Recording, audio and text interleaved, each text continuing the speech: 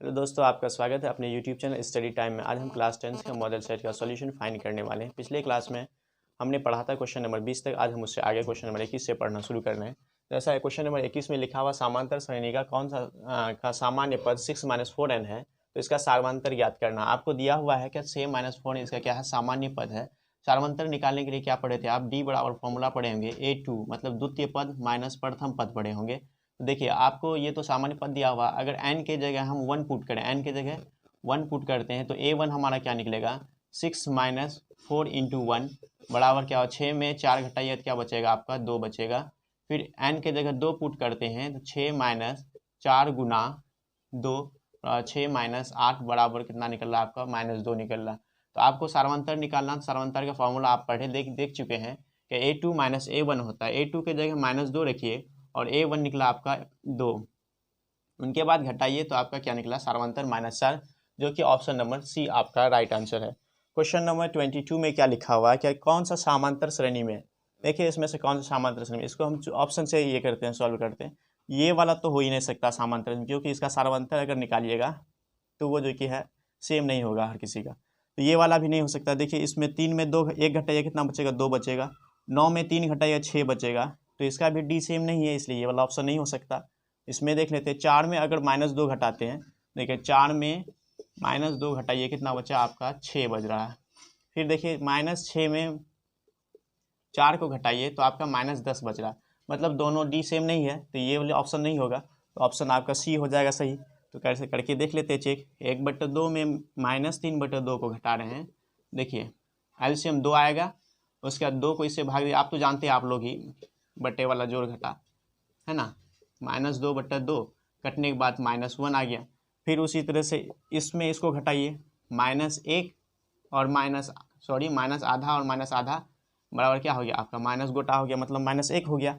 तो -3/2 में फिर घटाइए किसको, -1/2 को, ये तो माइनस में है तो माइनस माइनस प्लस हो जाएगा, -3/2 प्लस 1/2 घटने के बाद क्या हो जाएगा -2/2 बराबर -1। तीनों चीज़ क्या हो गया, तीनों का जो कि है डी सेम है। तो इसका मतलब आपका राइट क्वेश्चन नंबर 22 का ऑप्शन सी राइट आंसर है। क्वेश्चन नंबर 23 में क्या कहता है, मूल बिंदु के नियामक है। क्या कह रहा है क्वेश्चन नंबर 23 में, मूल बिंदु के नियामक है, जिसमें आपके ऑप्शन 4 दिए हुए हैं। तो ये तो आपको पता ही होगा, जैसे हम बता दे रहे हैं ये क्या है कोऑर्डिनेट ज्योमेट्री से। तो मूल बिंदु कहाँ होता है ये, तो यहाँ में क्या ये पॉइंट भी 0 0, मूल बिंदु के नियामक क्या होगा 0 0। तो इसका ऑप्शन क्वेश्चन नंबर 23 का ऑप्शन क्या हो जाएगा डी। क्वेश्चन नंबर 23 का option D is the right answer. और क्वेश्चन नंबर 24 में है क्या, त्रिभुज ABC। क्वेश्चन नंबर 24 देखिए क्या है, त्रिभुज ABC समरूप है त्रिभुज PQR के, और इसमें दिया हुआ QR/BC, QR/BC इज इक्वल 2/3। तो आपको पता करना है area of triangle ABC upon area of triangle PQR। दोस्त आप लोग जानते होंगे, अगर दो त्रिभुज समरूप होता है तो उस त्रिभुज का क्षेत्रफल उनके संगत भुजाओं के वर्ग के समानुपाती होता है। आपको ये चीज़ थोड़ी तो पता होगा। तो आप देखिए ये संगत भुजा दे दिया हुआ है आपका QR, देखिए ये वाला भुजा, और BC ये भुजा, ये दोनों भुजा संगत भुजा ये दिया हुआ आपको। तो इस त्रिभुज का क्षेत्रफल क्या होगा, इस भुजा के वर्ग के समानुपाती होगा। तो मतलब 2/3 का होल स्क्वायर, मतलब 4/9। ऑप्शन नंबर आपका है ऑप्शन नंबर ए। उसी तरह क्वेश्चन नंबर 25 की ओर देखते हैं। 25 में क्या है, ये भी आपका ट्रायंगल से ही कुछ क्वेश्चन लग रहा है, देखें कैसा क्वेश्चन है, अब देख लेते हैं। ये आपका ट्रायंगल रहा, क्वेश्चन P Q और R पॉइंट दिया हुआ है। एंगल P आपको दिया हुआ 60 डिग्री और एंगल Q दिया हुआ है 50 डिग्री, और ये वाला जो एंगल है आपको X दिया हुआ है। तो आप जानते हैं कि त्रिभुज के तीनों कोनों का योग कितना होता है 180 डिग्री होता है।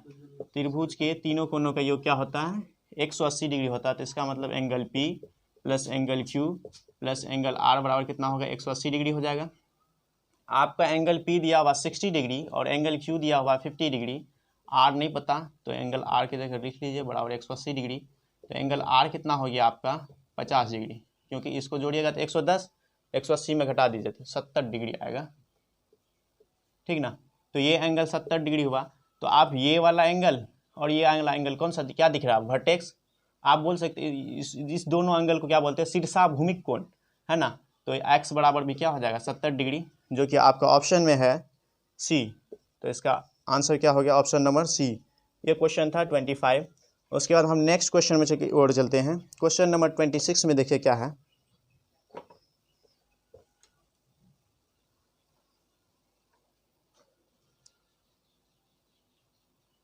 दो बिंदु दिया हुआ, एक बिंदु आर है और एक बिंदु एस है।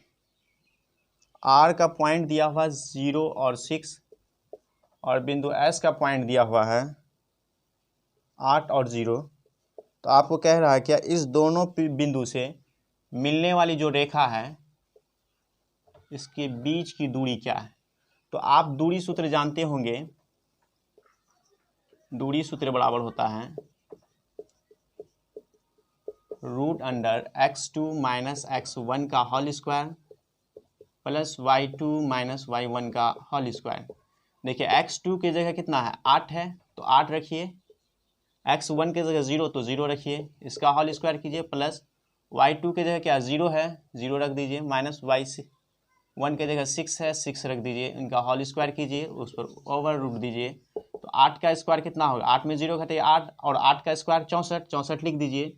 उसके बाद देखिए यहाँ का 0 में 6 घटाइए -6 और उस पर अगर कोई भी नेगेटिव है और उस नेगेटिव पर पावर इवन होता है तो उसका वैल्यू क्या हो जाता है, पॉजिटिव बना देता है उसको। तो -6 का स्क्वायर की जगह क्या होगा 36, √64 प्लस 36 का वैल्यू कितना हुआ 100। तो आपका दूरी सूत्र मतलब दूरी कितना हो गया 10 यूनिट हो गया। आर और एस के बीच की दूरी कितना है 10 यूनिट है, जो कि आपका ऑप्शन नंबर है, सॉरी इसमें दूरी सूत्र नहीं पूछा है आपका, इसमें पूछा है कि मध्य बिंदु क्या है। तो मध्य बिंदु के लिए क्या है, देखिए मध्य बिंदु के लिए फॉर्मूला पढ़े होंगे। मध्य बिंदु के लिए मध्य बिंदु के लिए फॉर्मूला पढ़ेंगे x2 plus x1 by 2 y2 plus y1 बटे 2। आपका x2 8 है x1 0 है, 8 और 0 8 ही हो गया बटे 2 और y2 6, इस दोनों को जोड़िए तो 4 और 3। आपका मध्य बिंदु पॉइंट कितना हो गया 4 और 3, जो कि ऑप्शन नंबर डी है। क्वेश्चन नंबर 27 देखिए क्या है। क्वेश्चन नंबर 27 में दूरी मांग रहा था, हम क्वेश्चन नंबर 26 में ही आपको दूरी बता दिए। चलिए कोई दिक्कत नहीं, फॉर्मूला तो आपको पता है। पॉइंट दिया हुआ है, एक पॉइंट का वैल्यू है 4 और 6, दूसरे पॉइंट का वैल्यू है 8 और 2। कह रहा इस दोनों पॉइंट के बीच का दूरी याद कीजिए। तो आपको दूरी फार्मूला तो अभी बताया हम, दूरी फार्मूला क्या होता है x2 माइनस x1 का whole square plus y2 minus y1 का होल स्क्वायर, है ना। उसके ऊपर ओवर रूट कर लेते हैं, तो उसी तरह से निकालेंगे। 8 में 4 घटाइए कितना होगा 4 होगा, 4 का होल स्क्वायर प्लस 2 में 6 को घटाइए कितना होगा -4 होगा, तो -4 का होल स्क्वायर। अब उसके बाद कीजिए 4 का स्क्वायर कितना होता है 16, फिर -4 का भी स्क्वायर कीजिए 16, दोनों को जोड़िए 32 और उसके बाद इसका 4√2 यूनिट हो गया। 27 का ऑप्शन नंबर आपका हो गया, ऑप्शन नंबर आपका ए। उसके बाद क्वेश्चन नंबर 28 देखिए। 28 तो बहुत इजी है, आप ट्रिग्नोमेट्री में बहुत ही हमको लगता है माहिर होंगे, क्योंकि ट्रिग्नोमेट्री बहुत ही इजी चैप्टर लगता है क्लास 10th का।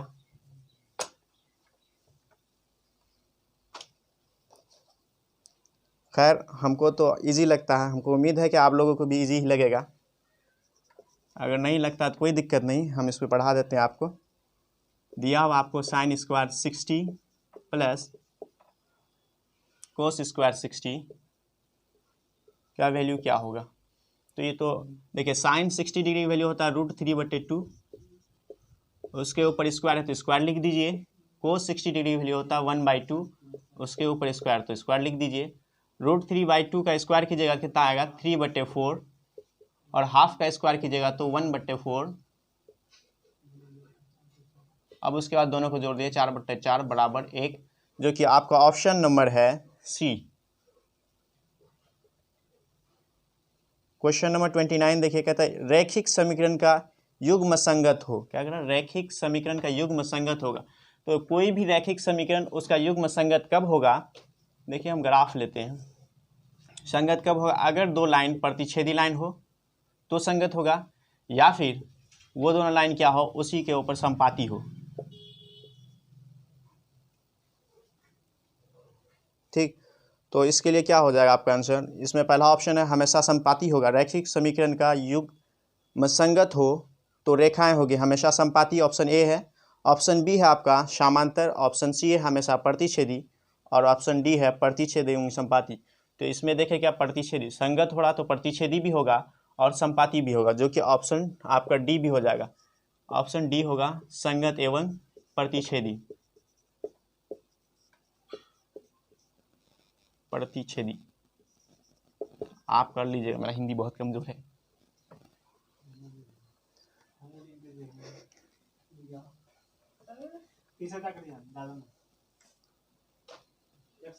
क्वेश्चन नंबर 30 देखिए क्या है। बिंदु आपको दिया हुआ -6 और -5/2 कह रहा है ये किस पाथ में है? तो दोस्त आप इसमें पढ़े होंगे कोऑर्डिनेट ज्योमेट्री में कि ये फर्स्ट क्वाड्रेंट जो होता है, फर्स्ट क्वाड्रेंट दोनों पॉजिटिव होता है, एक्स भी वाई भी। सेकेंड क्वाड्रेंट में क्या होता है, एक तो नेगेटिव, एक्स नेगेटिव होता है और वाई जो होता है ये क्या होता है, पॉजिटिव होता है। थर्ड क्वाड्रेंट में क्या होता है, दोनों नेगेटिव होता है। और फोर्थ क्वाड्रेंट में क्या होता है, एक पॉजिटिव होता है और एक नेगेटिव होता है। तो इसमें दोनों नेगेटिव है तो किस क्वाड्रेंट का? थर्ड क्वाड्रेंट का होगा। तो ऑप्शन नंबर आपका क्या हो गया? सी हो गया। क्वेश्चन नंबर 31 देखिए। जो क्वेश्चन नंबर 31 इसके बारे में भी आप जानते होंगे बहुत अच्छे तरीक़ा से। देखिए क्या है क्वेश्चन नंबर 31। अगर आपके पास पीडीएफ नहीं है तो पार्ट 1 में इसका पीडीएफ डाला गया है, आप वहां से जाकर के पीडीएफ को डाउनलोड कर लें।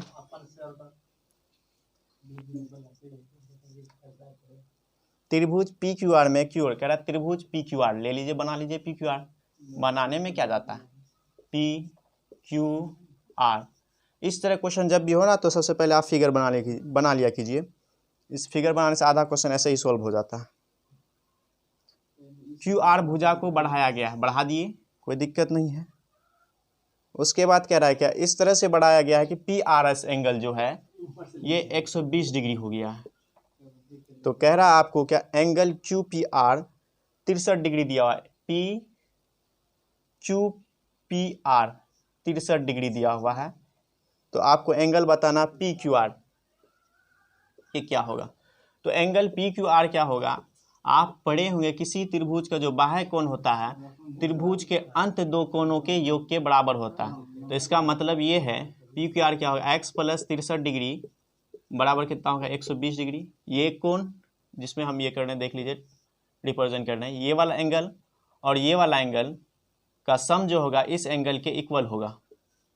ठीक, तो x plus 63 is equal 120 degree. अब क्या कीजिए, बराबर से उधर भेजिएगा तो क्या होगा, यहाँ में तो देखिए प्लस में है, बराबर के उस तरफ भेजिएगा तो क्या माइनस में हो जाएगा। तो 120 में 63 को माइनस कीजिए, देखिए कितना होता है 7, 70 हो गया, 63 7 70 5 120। ऑप्शन नंबर हो गया आपका बी। क्वेश्चन नंबर 32 में क्या कह रहा है, इसका तो ऐसे मौखिक ही हम बता दे रहे हैं। कहता है किसी त्रिभुज के कोण का समद्विभाजक विपरीत भुजा को समद्विभाजित करता है। कहता है किसी त्रिभुज के कोण के समद्विभाजक और उसके विपरीत भुजा को समद्विभाजित करती है तो वो त्रिभुज होगा। ऑप्शन ए में दिया हुआ है क्या, समद्विबाहु त्रिभुज होगा। ऑप्शन बी में है समबाहु होगा। ऑप्शन सी में है विषमबाहु होगा और ऑप्शन डी में है समकोण होगा। समद्विबाहु, ऑप्शन बी में दिया हुआ आपको समबाहु, ऑप्शन सी में है आपका विषमबाहु एंड ऑप्शन डी में है समकोण त्रिभुज। देखिए जब भी इस तरह का होता है ना तो इसके लिए ये आंसर हो जाएगा समद्विभाजक। क्या कहा, किसी त्रिभुज के कोण का समद्विभाजक, अगर त्रिभुज के कोण का समद्विभाजक विपरीत भुजा को समद्विभाजित करता है तो वो जो त्रिभुज होगा कौन सा त्रिभुज होगा, समद्विबाहु त्रिभुज होगा, जो कि आपका ऑप्शन नंबर ए सही है। उसके बाद क्वेश्चन नंबर 33 की ओर आते हैं, बगैर किसी विलंब के।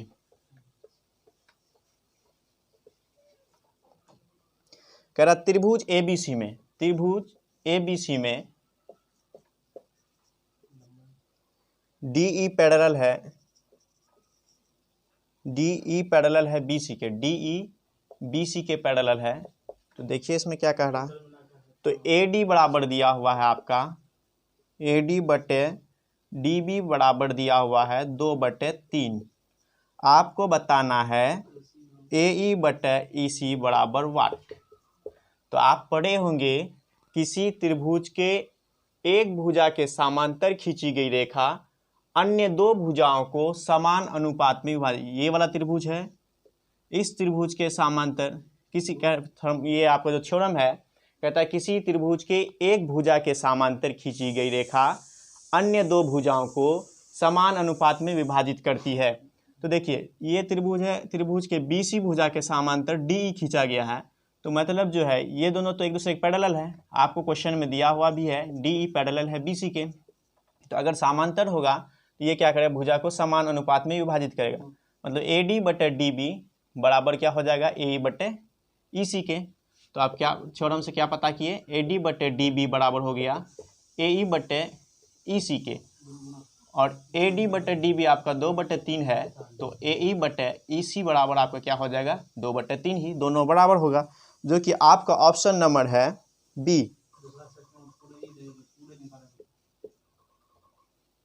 क्वेश्चन नंबर 34 देखिए क्या है,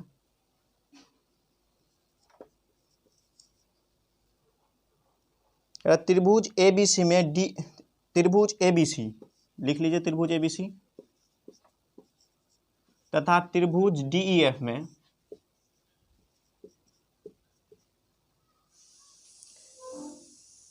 ए बी बटे दिया हुआ आपको ए बी बटे डीई बराबर है बी सी बटे एफ डी के, तो ये समरूप होंगे। कह रहा क्या, त्रिभुज ए बी सी और त्रिभुज डीई एफ दिया हुआ है, और इसमें एक कंडीशन ये दिया हुआ आपको क्या ए बी और ए बी बटे डी बराबर है बी सी बटे एफ डी के। तो कह रहा ये समरूप होगा, कब समरूप होगा, जब ऑप्शन नंबर ए दिया हुआ आपका एंगल ए अगर बराबर होता है एंगल एफ के, दूसरा क्वेश्चन दिया ऑप्शन बी दिया हुआ आपका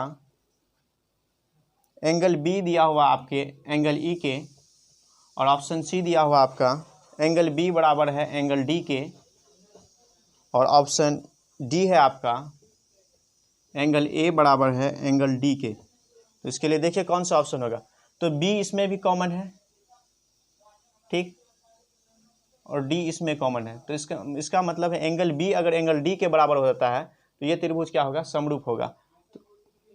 ठीक, आपका ऑप्शन नंबर डी सही है। क्वेश्चन नंबर 35 देखते हैं, उससे पहले इसको हम मिटा लेते हैं। हमको उम्मीद है कि आप लोग को समझ में भी आता होगा और पढ़ने में भी बड़ा मजा आता होगा। देखिए क्या क्वेश्चन है 35 में। 35 भी कोई ख़ास क्वेश्चन नहीं है, बहुत ही इजी है, और हमको उम्मीद लगता है समझ में भी आ जाएगा बहुत अच्छे तरीके से आप लोग को।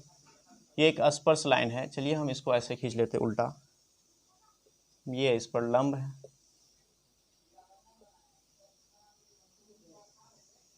क्या दिया हुआ क्यू पी है, ये ओ है, जिसमें से आपको दिया हुआ है ओ क्यू बराबर दिया हुआ है, ओ क्यू बराबर 3 दिया हुआ है, और पी क्यू बराबर दिया हुआ है 4। तो आपको पी ओ फाइंड करना, ओ पी बराबर वाट। तो देखिए आपको पता होगा कि स्पर्श रेखा पर त्रिज्या क्या होती है, लंब होती है।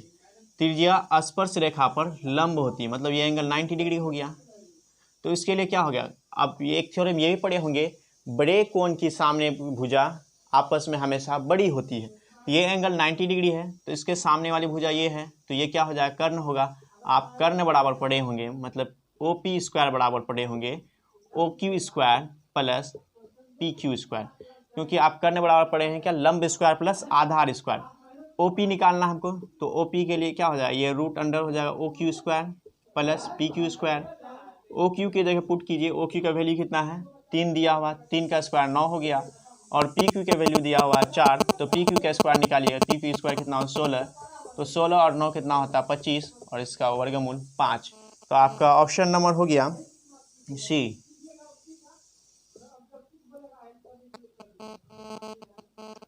क्वेश्चन नंबर 36 देखिए, क्वेश्चन नंबर 36 में क्या पूछा है, क्वेश्चन नंबर 36 में एक्स अक्ष से क्या कहा, एक्स अक्ष से बिंदु P812 की दूरी बताइए।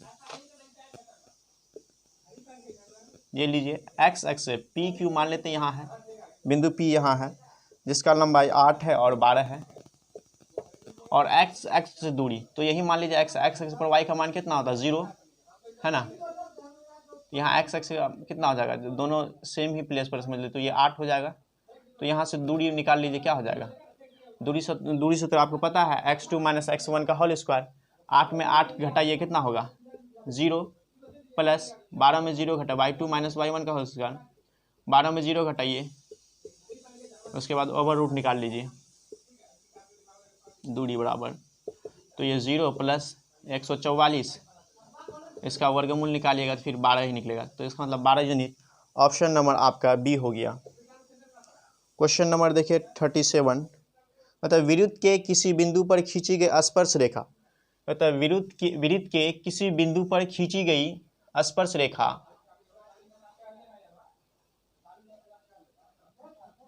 उस बिंदु से त्रिज्या पर, कहता है विरुद्ध के किसी बिंदु पर खींची गई रेखा उस बिंदु से जाने वाली त्रिज्या पर कितने डिग्री एंगल बनाती है। आपको हम अभी जस्ट इससे पहले वाले क्वेश्चन में बताए थे, किसी वृत्त के स्पर्श रेखा पर त्रिज्या जो होती है वो क्या होती है, लंब होती है, तो ये एंगल कितना बनेगा, तो 90 डिग्री, जब लंब होगा तो 90 डिग्री एंगल बनाएगा, तो ये एंगल आपका 90 डिग्री हो जाएगा, जो कि ऑप्शन नंबर सी है, ये आपका राइट आंसर। क्वेश्चन नंबर 38 देखिए, इसमें भी सर्कल से ही क्वेश्चन है।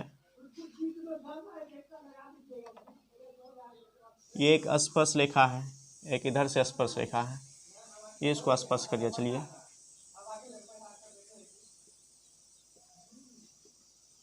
ये दिया होगा, चलिए लीजिए लीजिए लीजिए आ गया। तो ये देखिए आपको इसमें दिया हुआ है, ये है टी पॉइंट, ये पॉइंट है आपका टी, ये पॉइंट है क्यू, और ये पॉइंट है पी, और ये पॉइंट है ओ। तो आपको दिया हुआ है पी टी क्यू, मतलब ये एंगल दिया हुआ 50 डिग्री, तो आपको फाइंड करना है एंगल पी ओ क्यू बराबर क्या होता है। देखिए पी ओ क्यू क्या होता है, ये वाला एंगल और ये वाला एंगल जो होता है ना, इस दोनों का योग कितना होता है 180 डिग्री, तो आप लिख सकते हैं एंगल पी टी क्यू बराबर होता है angle P O Q, sorry plus P O Q बराबर 180 डिग्री।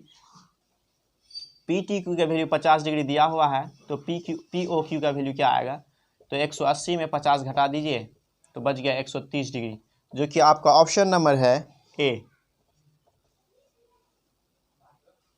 क्वेश्चन नंबर 39 देखिए, इसमें क्या कह रहा,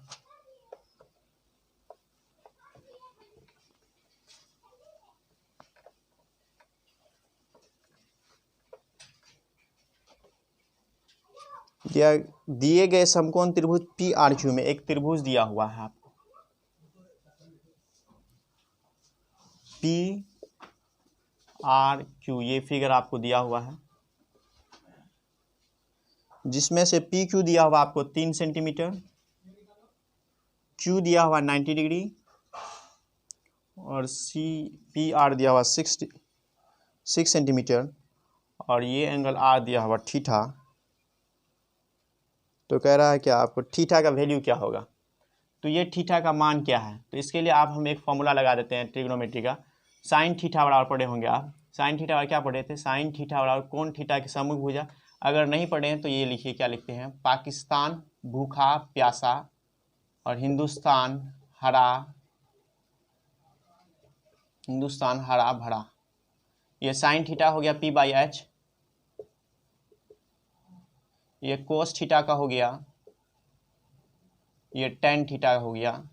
ये याद रखिएगा, पाकिस्तान भूखा प्यासा, हिंदुस्तान हरा भरा। साइन थीटा जहाँ रखे p/h, कोस थीटा हो तो b/h, टेन थीटा हो तो p/b। तो हम यहाँ देखिए ये p, ये एंगल थीटा है तो इसको p मानते हैं, ये क्या माने h है ना, और ये तो आपका b हो गया।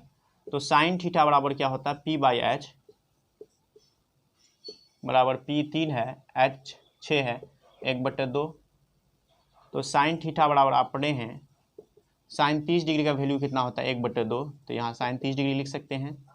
तो साइन खत्म, तो 30 डिग्री थीटा बराबर 30 डिग्री, जो कि आपका राइट आंसर है। और option number A is the right answer.